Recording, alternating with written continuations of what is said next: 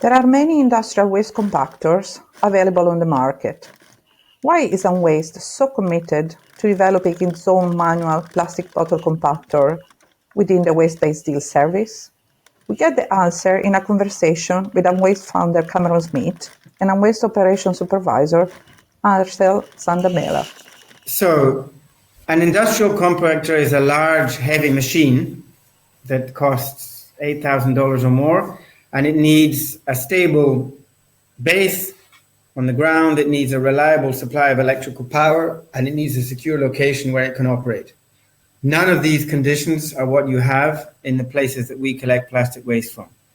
We collect plastic waste from the suburbs of African cities. The suburbs of African cities are not like the suburbs in an American movie with a nice road and a perfect houses and picket fences.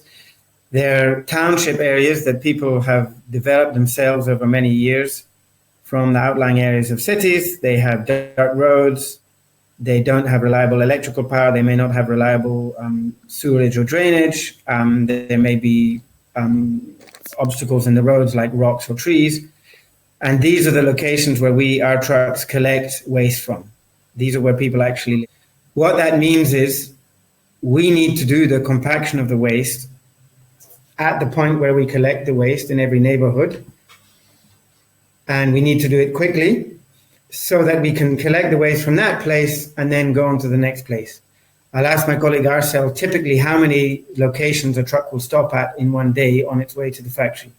Então, caminhão quando vai para a fábrica, a partir das 7 horas de manhã, vai parar em quantos sítios, talvez, tipicamente?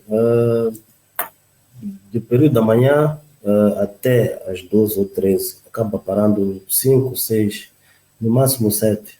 Okay, so typically the truck will stop at between 5 and 7 locations spread around the city. At each location, it may collect waste from 2, 3, or even 4 different waste pickers. Each of those waste pickers will have their own waste that has to be checked and tagged, recorded in our system and weighed to make sure that the right money is paid to each of those individuals at the end of the day. And we need to have a compactor that can be used in that circumstance. If you had an industrial compactor, you would have to come to each location the day before, set up the compactor, plug it in, test it. You would then have to make sure it's secure overnight, that nobody damages it or steals it. And then you'd have to operate it for maybe 30 minutes, and then you'd have to dismantle it again and put it in the truck to take to the next location. So we needed something smaller and lighter and simpler than that can be carried around in a truck and used at each location.